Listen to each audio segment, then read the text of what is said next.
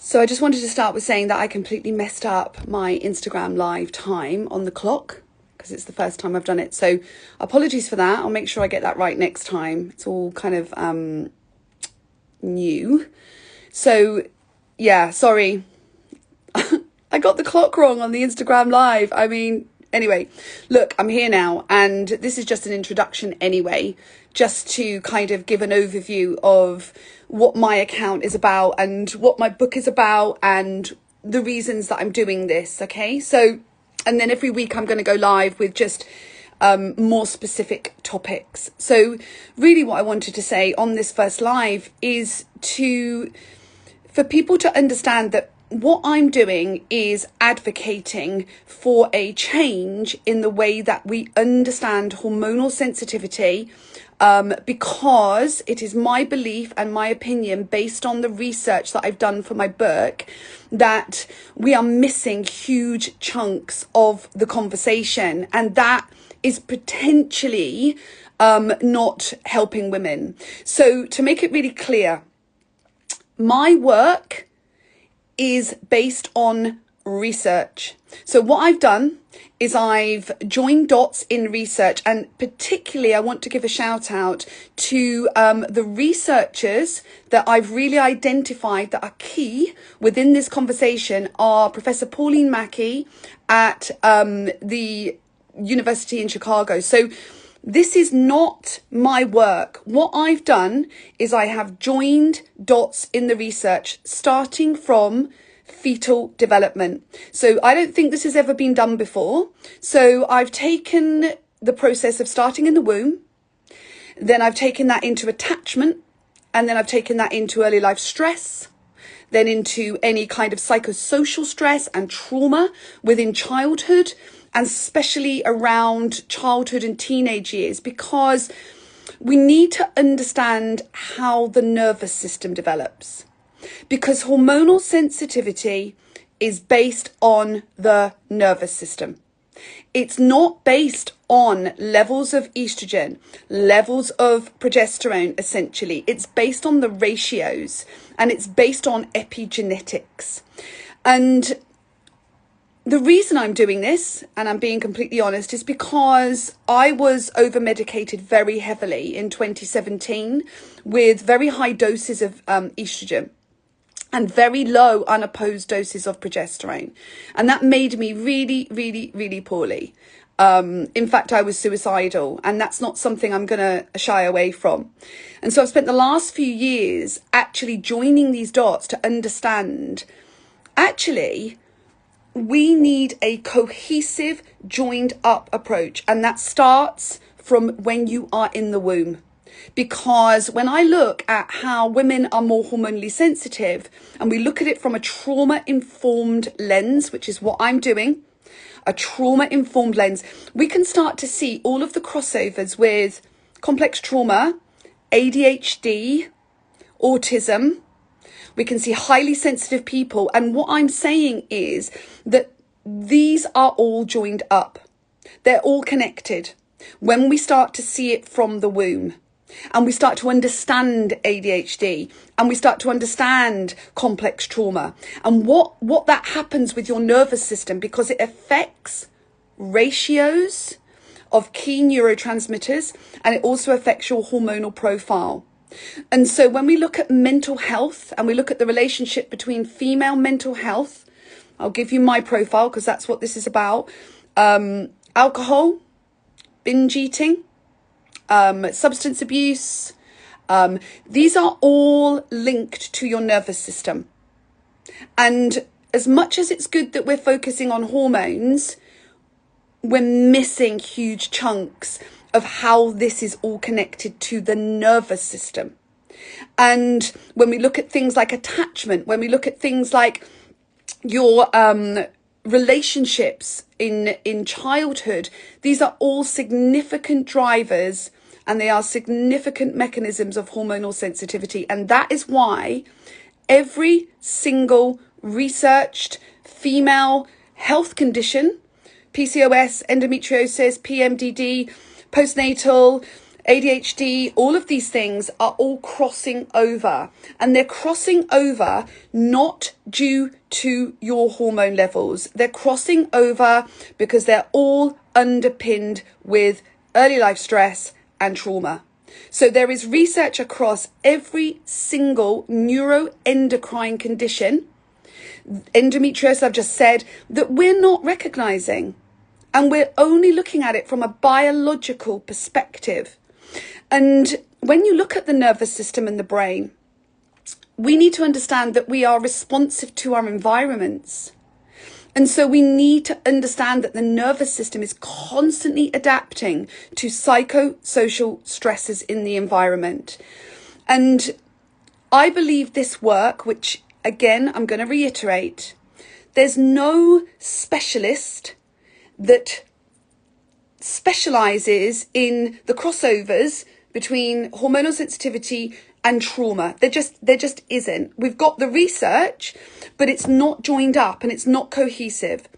The prolific researchers within hormonal sensitivity are in Chicago, and I am referencing their work along with multiple researchers, neuroscience research, psychiatry research, trauma research, neuroscience research. And because I've joined it all up and I've linked it all together, there are huge gaps that we are not recognizing.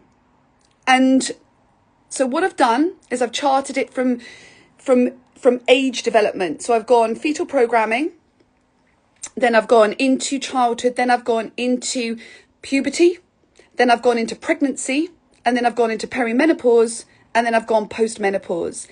And because I've created a story which is based on my story, then I've cross-linked all of these references, and I've created diagrams which will then show you that everything's linked. It's all connected through the nervous system. And because it's such a big topic and there's so much to talk about, because it's a topic that's not being recognized, then I will need to break it down, which is one of the reasons that I've written the book in the way that I have, so you can clearly see how it charts, rather than trying to understand hormonal sensitivity in perimenopause, because we've missed all of the chapters that makes us arrive at perimenopause. And there's a reason that so many women are being diagnosed at midlife with ADHD and autism, because it's all crossing over with complex trauma, early life stress, and it's all to do with epigenetics. It's not to do with hormone levels. Very controversial, I know, and I'm probably going to get, hammered, which I appreciate. Everyone knows my story. But when it comes to HRT, the way that HRT is being prescribed in my experience, and others, because I've got case studies on this, is we're not recognizing the epigenetic component. We're not recognizing that the brain and the nervous system are constantly adapting to the environment. And when we get to menopause and we get to perimenopause, which is a significant period, another one of brain and nervous system recalibration, that's where the struggles are, because of the hormonal fluctuations and the balance of what I'm going to call excitation and inhibition in the nervous system. And this is where we're getting, I believe, myself as well, diagnosed with ADHD.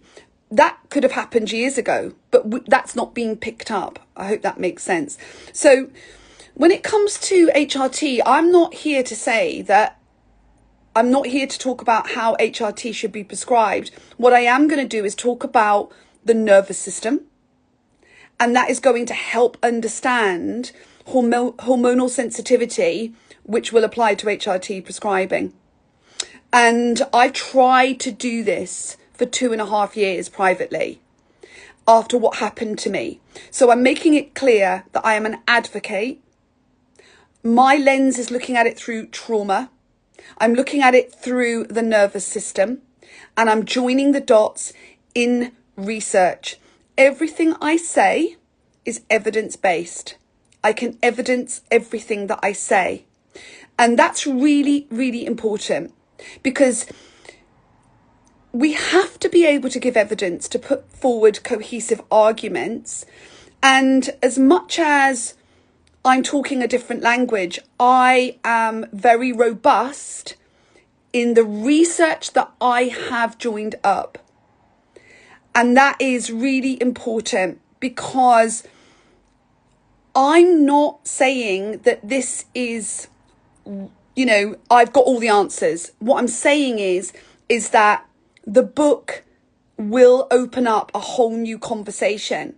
And I think the next thing that I'm going to do is to talk about the links between mental health and, someone's just said, overexcitation. Yeah. I mean, so women that are more hormonally sensitive have a higher stress response. We have a dysregulated HPA axis, which is your stress response. This is all in the book. So if you have more stress sensitivity, you are more vulnerable to hormonal fluctuations, because of the way that hormonal fluctuations will disrupt what's called brain homeostasis. It disrupts the balance. And this is something that I will have to talk about in a different conversation. But we need to look at the stress reactivity and the stress responsivity, not estrogen levels.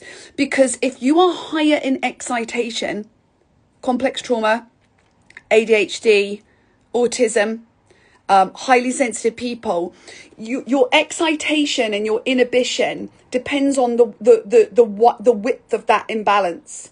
So if you have a very narrow window of stress tolerance, which is what I'm trying to say, because you have imbalances in excitation and inhibition, then you are already in a higher excitatory state. So you might be functioning in high functioning anxiety.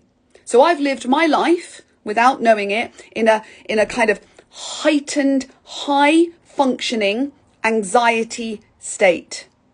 And hormonal fluctuations will increase excitation.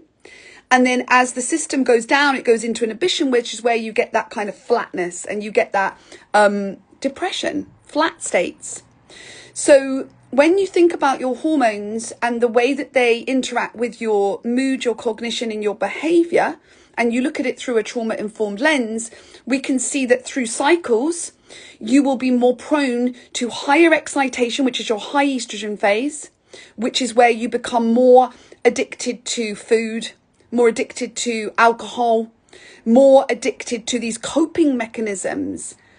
And again, I'm giving a lot here, but I'm just saying that this is a big conversation, and I think I'm going to have to dissect it into smaller chunks, and the book will do that.